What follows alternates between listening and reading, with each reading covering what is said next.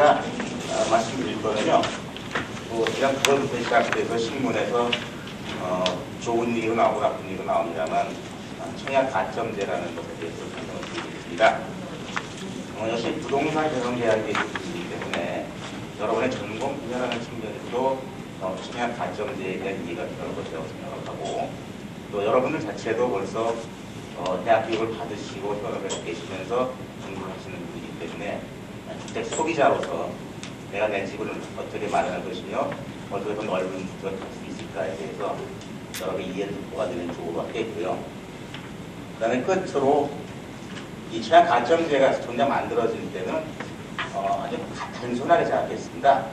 그 추첨제가 갖고 있는 비합리성을 바꿔보자, 그렇게 시작을 했었는데, 이게 만들어지고 난 후에 분양가 상한제 같은 것이 막 나오면서 이상하게 주택시장에서 이 청약 가점제가 주택시장이 골치 아프게 만들 가능성이 있다는 생각이 들고 있습니다. 그래서 내년이 되겠죠. 이제 선거가 12월 23일 있을 텐데, 내년에 새로운 정부가 들어서게 되고, 그 다음에 그 부동산 시장에 대한 정책들이 어떻게 될지, 그 시장이 어떻게 될지 간단히 청약 가점제라는 측면에서 가능해보는 그런 자리가 제가 되도록 해보겠습니다. 그리고 저는 한 30분 정도 강의하고 여러분의 토론을 드리려고 했더니 조 교수님께서 저도 토론 안 할 것 같으니까 강의를 길게 하라고 하더라고요.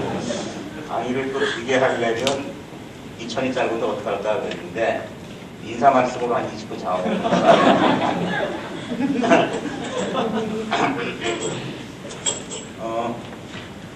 그 자료를 보시면 뭐 이렇게 나왔습니다만, 목차는 대개 그렇습니다.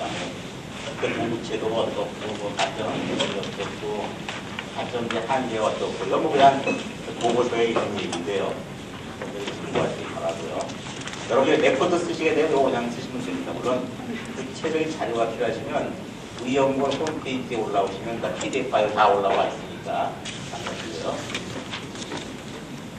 우리나라가 사실은 전 세계에서 주택 공급제도, 그러니까 주택이라는 물건을 만들어서 사람들에게 파는데 그걸 공급하는 제도라는 걸 운영하는 나라는 전 세계에서 우리나라하고 싱가포르밖에 없습니다. 다만 하나, 공공임대 주택의 저층에 대해서 국가가 직접 지원해주는 공공임대 주택에 대해서는 소셜 하우징이라고 해서 유럽의 여러 나라에 갖고 있습니다만, 인간이 스스로 땅을 개발해서 인간 개발업자가 민영주택을 지어서 분양하는 것까지 정부가 공급주식이라는 것을 가지고 규제하는 나라는 우리나라밖에 없는 것이죠. 그러니까 그것에 대해서도 여러 가지 얘기가 있을 수 있습니다. 요즘 현 정부 들어서 많은 문제가 있었던 것이 정부가 시장에 개입하면 안 된다는 시장 논자와 얘기고요. 또 시장이 얼마나 변변치 않으면 정부가 대응을 할 수밖에 없지 않느냐라는 정부측의 논리가 있죠. 특히 이 부동산 시장이라는 말을 여러분들이 많이 쓰실 겁니다. 쓰면서도 그 부동산 시장이 갖고 있는 몇 가지 특징과 문제점과 한계점이 있습니다. 사실은 부동산 시장이라는 것 자체를 명확한 개념을 지을 수도 없긴 합니다만, 우리나라의 부동산 시장은 한 두 가지 측면에서 문제가 있는 것이, 정확하게 말하면 시장이라고 말하기 어렵습니다. 정확하게 말하면 시장이 어렵다는 것이, 그 부동산 거래 가격을 등기화하도록 법으로 규정해가지고 그걸 하지 않으면 징역을 때리겠다, 벌금 물리겠다라든지, 또는 무주택자, 민간이 지어놓고 왔던 내 돈 주고 사는데 너는 집 한 채가 있기 때문에 너는 다른 사람보다 나중에 사야 돼 라고 줄을 세운다든지 하는 거는 상상하기가 어렵습니다, 사실. 왜 이런 현상이 벌어졌는가에 대해서는 여러 가지 생각해 볼 이유가 있습니다만, 적어도 우리나라 부동산 시장이라는 것은 자유시장 경제에서 말하는 그 시장하고는 다른 시장입니다. 시장 경제의 논리에 대해서 무조건 가자는 주장도 제가 보기에는 좀 한계가 있고, 그렇다고 해서 그럼 시장을 부인할 수 있느냐 하면, 글쎄요, 공무원이 아무리 죽었다 깨어나도 아마 시장보다 잘하지는 못할 겁니다. 그런 문제점들이 있기 때문에 앞으로 새로운 정부가 들었을 때 과연 어느 쪽으로 방향을 잡을지에 대해서 부동산에 계신 분들은 많이 가셔야 되겠고요. 학자님께서 돈을 꾸시려고 그랬는데 부동산 가지고 대출 받기가 사실은 쉽지 않았었습니다. 알고 싶기까지는. 지금은 뭐 부동산 대출 가지고 돈을 많이 주고요. 그 이유는 금융권에서 이 부동산 시장의 투명성, 특히 소유권 관계에 대해서 이 불안감을 많이 느꼈어요. 우리나라의 토지제도가 여러 가지 한계가 있고 등기제도의 문제점 같은 것이 있기 때문에 등기가 사실은 공시의 효과만 있지 소유권을 확보 보장해 주는 것이 아니다. 여러분 잘 아시겠지만 그러다 보니까 이 부동산 시장이라는 건 굉장히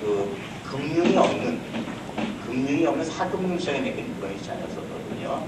이것이 이제 IMF 공간을 넘었으면서 부동산과 금융이 한 대로 묶여가면서 자본시장과 연결되는 그야말로 부동산 경영의 시장이 앞으로 연출기가 되겠죠.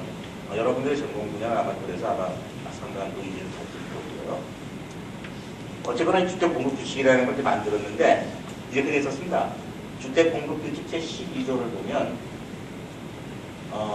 청약 예금이 부분가액제에 대한 민영주택의 공급은 동일한 수익자에 대한 주택을 추첨으로 입자를 선정한다. 그러니까 아파트 제7의 민영주택 제도가 생겼을 때 1순위자한테는 무조건 1순위자에게 아파트를 먼저 주고 2순위, 3순위 이렇게 했는데 주택공급이 충분치 않다 보니까 1순위자가 훨씬 많아지는 겁니다. 1순위자 곤란할 방법이 없었죠. 어떤 사람은 저는 12년간 1순위 갖고 있었는데 좀 다 떨어졌습니다. 결국은 청약을 통해서 집을 쓰지 못해서 이제 일반 재고주택을 사고 말았는데 그 다음에 그 청약 통장 조금 심한 얘기지만 통장 자체를 찢어버려서 나와서 얼마나 피해가 나는데요. 그 다음에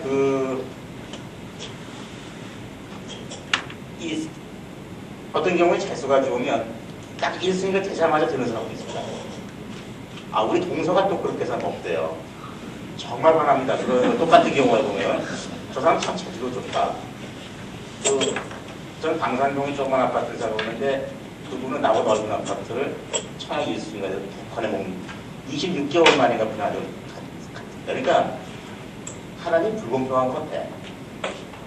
그래서 청약 가점제라는 것이 추첨제라는 것이 갖고 있는 한계가 바로 그겁니다. 그러니까 되는 사람은 별로 내가 재수가 좋다고 생각하는데 한 10년 떨어지고 나면 하나님을 원망하게 됩니다. 난 지질이 버림받은 사람이야. 그런 문제가 상당히 내재되어 있었죠. 그런데 문제는 추첨제라는 말이 갖고 있는 그 세뇌 효과라는 게 있어요. 왠지 공평할 것 같은 거죠. 사실 그게 공평하지 않은데 공평한 것처럼 보이게 됐던 겁니다. 그런데 문제가 생겼습니다. 뭐냐면 약간 뒷가요.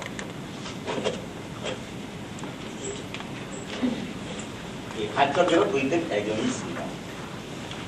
IMF 공간에 정부가 내수를 촉진을 시켜야 되는데 내수를 촉진시키려면 경제적으로 여유 있는 사람이 시장에서 물건을 더 사줘야 되겠죠. 그런데 그 이전의 정부는 뭐였냐면 집을 한 채 갖고 있는 사람은 집 두 채, 세 채를 갖지를 못하게 하는 정책을 썼습니다. 지금도 마찬가지입니다.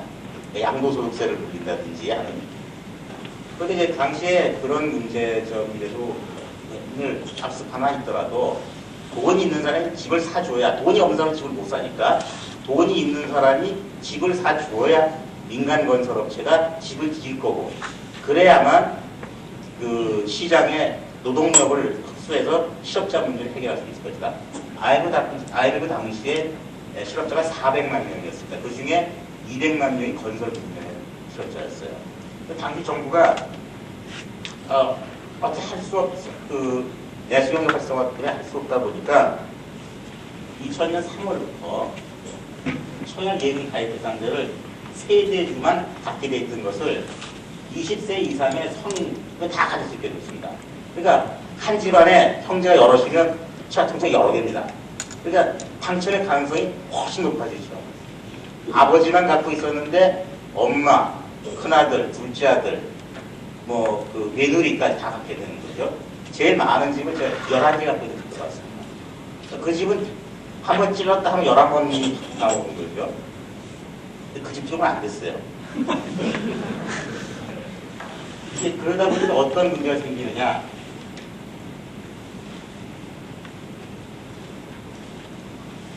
여기 또 잎을 보시죠. 2000년서부터 이제 2000년 3월부터 그걸 만들었는데요. 자, 이제 청약 공장에 당첨이 되고 또 이상하게 2000년이 딱 지날 무렵에 내수기가 사기 시작했습니다. 그 당시 정부가 2000년인가에 때 정기 8일 이렇게 선언을 했어요. 이건 아예 극복입니다. 자, 내수 경기가 활성화돼서 시중에 자금이 늘어나면 대개 경기 순환 사이클상 부동산 쪽으로 돈이 되겠죠. 여러분이 부동산 개론에서 기본적으로 배워주는 거니까. 그렇게 되니까 부동산 쪽으로 돈이 가는데, 그 당시 2000년대 후반만 해도 우리나라의 대형 건설, 대형 업체들이 BIS 기준을 아시죠? 자기 총자본들이 200%라는 것을 채우는 사람들이 많지가 않았어요. 그래서 대형 건설 업체나 대형 기업 재벌 측면에서의 부동산 개발은 또 활발치가 않았는데, 시중에 뭐 알부자라고 할 수도 있을까요? 뭐 하여튼 10억대 정도의 돈을 불릴 수 있는 사람, 뭐 당시로 봐서 10억까지 한 3억 이상 5억 정도를 조달할 수 있는 사람들이 이제 청약 통장을 가지고 이제 분양을 받았다는 얘기입니다. 그러니까 어떤 일이 벌어지느냐면 2000년 1월 달에 2001년 1월 달에 11.3대 났습니다. 그러더니 그러니까 21.2 되네요. 그 다음에 12자는 40대 나옵니다. 그 다음에 여기 2002년에는 104. 그러니까 신규 분양주택 시장에서 분양을 한다고 그러면 178대 나오는 거니까 실제로 무주택자가 집을 살 수 있는 가능성은 거꾸로 잡고 178부지를 죽은 거죠. 그러니까 우리가 여러분 옛날에 요즘은 너무 있습니다만 옛날에 좋은 영화가 나오면은 그 안표성이라는 게 있었습니다. 그러니까 극장에 가면 뭐가 이게 없어요. 안표상이 다 사가지고. 그러니까 그러면서 이제 그럼 이제 영화를 보려면 기웃기웃하면 골목에서 아저씨가 오라 그럽니다. 2,000원 더 얹어. 그래서 이렇게 해야 되니까 3,000원짜리 영화를 5,000원 주고 보이겠죠. 그러니까 정작 실수요자는 공급을 신규 분양주택 가격을 공급받는 것이 아니라 프리미엄을 얹어서 받는 구조가 된 겁니다. 그런데 이번에는 정작 내 집을 사고 싶지 않아도 살 능력도 없지만 그 프리미엄을 먹는 재미에 2억짜리 아파트를 딱 사가 당첨만 되면 원집을 2억 5천 내는데 한 주먹 저기 10%만 걸면은 그거 안 할 사람이 어디 있습니까? 결국 178대1이 나오고 나니까 정부가 이거 큰일 났다. 청약 제도가 결국은 주택 공급할 수 있는 제도의 기능을 상실했구나. 그래서 고민을 시작했습니다. 그 당시에 건교구에서 저렇게 굉장히 많이 있었는데 제가 그때 실수가 하나 있어요. 제가 뭘 얘기를 했냐면 이런 문제점이 있으니 여러분 혹시 기억하실지 모르겠는데 청약 증거금지라는 걸 또 있다고 제가 건의를 했습니다. 다시 말해서 자기가 집을 살 능력이 없으면서도 그 프리미엄을 노리는 허위청약을 막기 위해서 계약금만 물게 하지 말고 계약금을 20%로 올리든지 청약 증거금을 별도로 물리든지 아니면 내가 이 주택을 살 수 있다는 자금 계획서를 공부치도록 하자. 나는 안을 냈습니다. 그래서 그게 건설교통부에서 그거 괜찮은 아니다. 그거 괜찮은 아니다. 그러면 속간할 것 같다. 그래서 이제 그거를 정책으로 위반하는 과정에서 신문기자가 그걸 봤어요. 그래서 기자가 뭐라고 썼냐면 S1인데 다음 달부터 청약 가점제가 아니라 청약 증거금제 도입. 해놓고 뭐라고 하냐면 돈 없는 사람은 청약도 못해라고 써놨어요. 저 죽는 줄 알았습니다. 집에 전화가 오기 시작하고 회사가 전화가 오는데 또 회사 전화가 다 가라앉고 그래서 횡단보도 걷는데 조심하시라고 소리 나옵니다. 그러니까 그 여러 가지 생각되면 그거는 실질적으로 돈이 없는 사람들도 전화를 했겠지만은 공택을 갖고 있는 사람들이 전화를 했던 것 같아요. 그때만 해도 제가 성질이 다 나올 때마다 열심히 신문에도 얘기하고 그랬는데, 그리고 건조법을 접었습니다. 못해가지고. 그러고 나서 이제 참여정부 들어서 13일 대책, 2005년 8월 31일 날 노무현 대통령이 실수요자 위주로다 2005년에 26.5차 때 26대 나왔습니다. 그러니까 노무현 대통령이 보니까 도대체가 주택 공급을 하면은 시아통약관이 워낙 많아가지고 실제 공급을 못 받으니 이 실수요자를 돌아다니는 방법을 내시오 라고 내놓았습니다. 그래서 2005년 10월에 그때 건조부를 불러갔습니다. 그래서 어떻게 하면 됩니까? 하길래 가점제라는 걸 합시다. 그러니까 저희 표현으로는 하우징 디맨드, 주택을 필요로 하는 정도를 수치화시켜서 그 수치로 가지고 높은 사람한테 줍시다. 그럼 하우징 디맨드는 그러면 어떻게 측정할 수 있나요? 그래서 시작합니다. 요건데요. 이게 여러분이 뭐 부동산 쪽이니까 뭐 복주택을 지어라 수도 있지만 이 주택의 주택의 기본 지표들입니다. 요 인문사회, 양적, 질적, 시장 지표가 있고 요 세부 항목으로 가지고 한 서너 가지 정도의 지표들이 또 있습니다. 이런 지표를 제가 쭉 조사를 해보니까 한 60가지쯤 있습니다. 그 60가지를 전부 리스트업을 한 다음에 그거를 한국주택학회 회원 100명에게 보냈습니다. 이 중에서 중요하다고 생각하는 것, 꼭 필요하다. 사람들의 하우징 디맨드를 측정할 수 있는 지표로 필요하다고 생각하는 것을 골라달라. 그 다음에 그것에 상대적으로 중요도가 있다고 생각하는 것을 표시를 해달라고 조사를 했습니다. 이 최악 가점제는 제가 혼자 만든 것도 아니고요. 어떻게 말하면 집단 창작이라고 할 수 있습니다. 그렇게 해서 여러 가지 지표들을 구성을 했죠. 구성을 했는데 또 이 지표가 다 아무리 합리적이라고 하더라도 청약한 사람이 작은 집에 살고 있으면은 더 넓은 집에 사는 사람보다는 실수에 가까우니까 가점을 더 줘야 될 텐데 청약한 사람이 집에 공무원이 가가지고 줄 잡아도 재볼 수는 없지 않습니까? 그런 한계점이 있었어요. 다시 말해서 가점제 도입을 하는데 아무리 지표가 좋아도 그 청약자의 수요 정도를 정확하게 파악할 수 있어야 된다. 그러니까 정량적인 거, 내가 정말 집이 필요하거든요. 이건 정말 방법이 없다는 정성적인 거는 설명할 방법이 없다는 얘기죠. 그 다음에 행정부담을 최소화해야 된다. 저희도 조금 전에 말씀드린 대로 작은 집에 사는 사람한테 2천 동안 준다고 해서 불자리도 공무원이 나갈 수는 없다는 얘기입니다. 그 다음에 가능한 요게 문제였습니다. 가능한 최소한으로 한 것을 생각합니다. 왜냐하면 그 통계학에서 말하는 공분산 때문에 비슷비슷한 그 항목에 들어가게 되면 어느 점수 같은 예를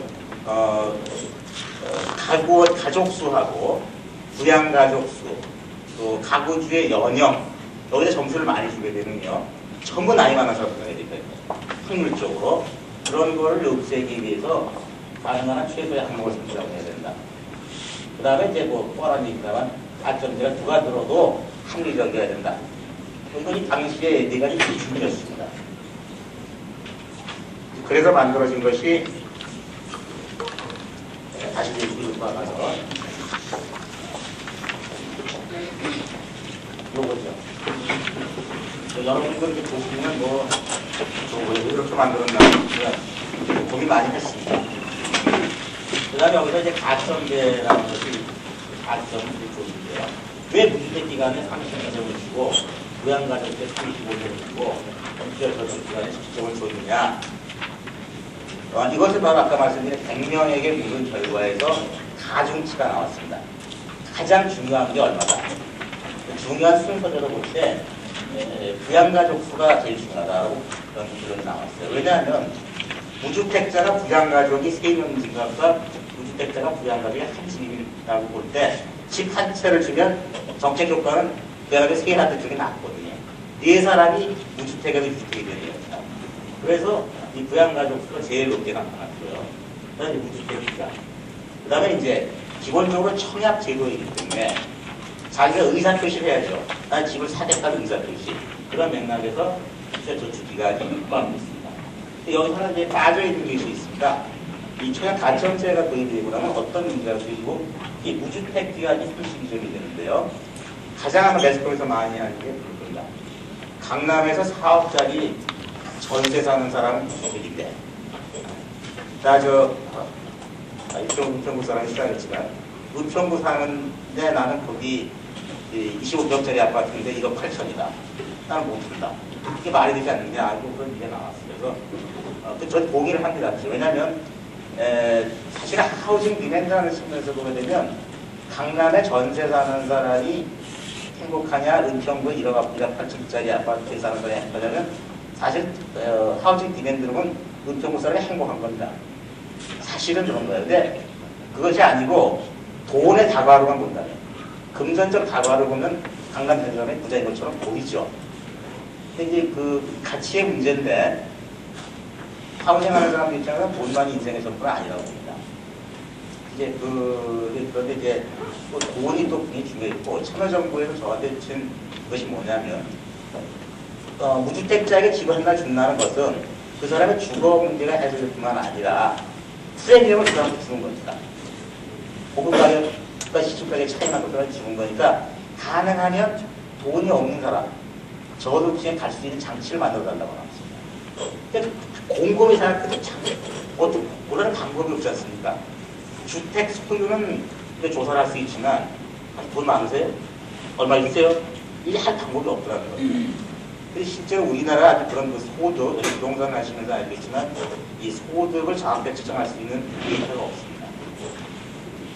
그래서 이제 고민을 하다가, 지금 사실은 이 재정경제부가 2008년 말까지 우리들의 소득을 조사할 수 있는 자료를 만들고 있습니다. 4대 보험 있지 않습니까? 4대 보험을 통합 운영하기 위해 이번 조사라고 그 소득 지표를 정확하게 추정할 수 있는 거예요. 자영업자들의 소득을 추정할 수 있는 지표를 2008년 말까지 만들고 있습니다.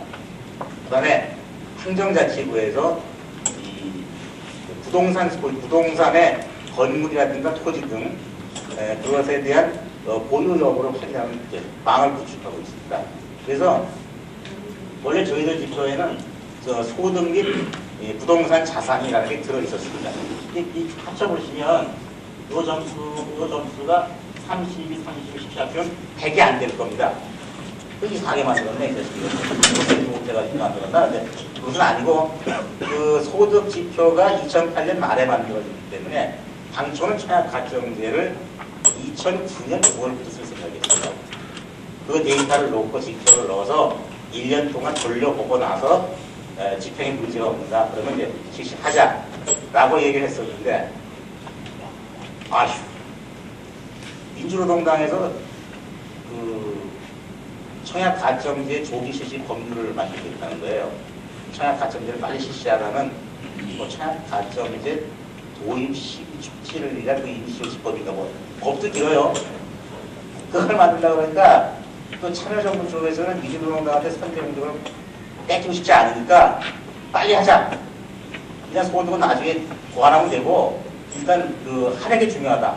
노무현 대통령 표현대로 대못질 하는 게 중요하다. 라고 해서 금년 9월부터 시작한 겁니다. 금년부터 9월부터 이제 시작을 하다 보니까 이제 여러 가지 좋은 소리, 나쁜 소리가 많이 나오는데 가장 큰 문제점이 이런적인 문제입니다. 자기가 미적인지 모릅니다. 실제 자기가 거짓말을 하려고 해서 그러는 것이 아니라 자기가 내가 언제까지 집이 있었다가 언제까지 집이 없었다가 그래서 어떻게 따질 것이냐. 또 부양가족에다가 점수를 많이 주니까 이 친지들, 동생들까지 다 끌고 막아가지고 하거든요. 그래서 그 중에 한 사람이라도 나보다 나아줄까지 지금 갖고 있었으면 이제 무주택자들이 확 떨어져 버립니다. 그 사람의 길 따라가야 됩니다. 무주택 기간이라는 게 세대주만을 따지긴 하고 세대주를 따지긴 한다면 형제들 중에는 자기가 집을 갖고 있다는 걸 의식하지 못하면서도 처가 쪽에서 이름을 빼달라 그래가지고 명의를 넣어주는 경우도 있고요. 저게 실제로 무주택 기관이 이 동생들이라든가 친척들을 부양가족으로 데려올 때 정확하게 확인해 봐야 됩니다. 자기가 모르는 경우가 있거든요. 그 다음에 이제 이 부양가족 수에도 문제가 또 있습니다. 이 부양가족 수의 문제가 뭐냐면은 우리나라가 이 주민등록에를 근거하기 때문에 이 주민등록상 실제로 존재하지 않는 사람, 사실 지방에 있으면서도 주민등록을 서울로 옮겨놓는다. 근데 주민등록을 가지고 믿을 수밖에 없거든요. 주민등록이 굉장히 엉성한 거 아닙니까? 그렇게 하면 안 되지만 사실은 주민등록을 허위로 하게 되면 주민등록에 관한 법률에도 걸리게 돼 있는데 제가 그래서 걸린 사람 한 사람도 못 보았죠.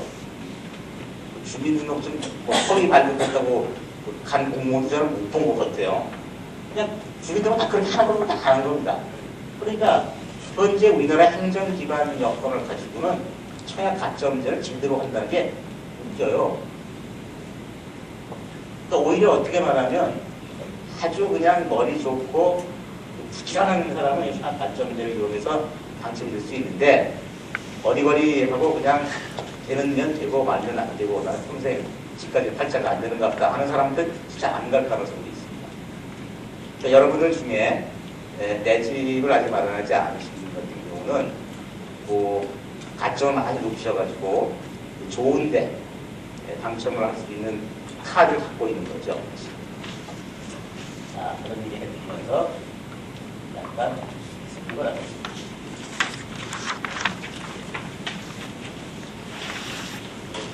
자, 요게 이제 여러분들이 알고 싶은 얘기겠죠.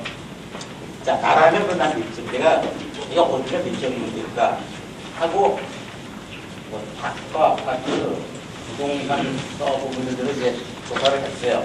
사실은 우리 연구원은 이 설문조사를 데이터 갖고 있었지만, 우리 연구원은 이 점수를 발표하지 않았습니다. 왜냐하면, 그거를 발표를 하는 게 맞느냐, 안 맞느냐, 내 말이 나왔는데,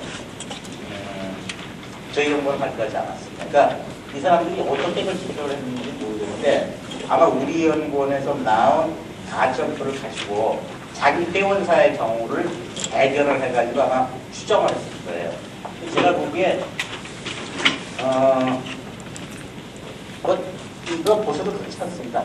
우리 거하고 조금 다르긴 한데 왜 그러냐면 우리 것이 공개가 안 됐기 때문에 어차피 그 상대 경쟁 상대적 경쟁 아닙니까?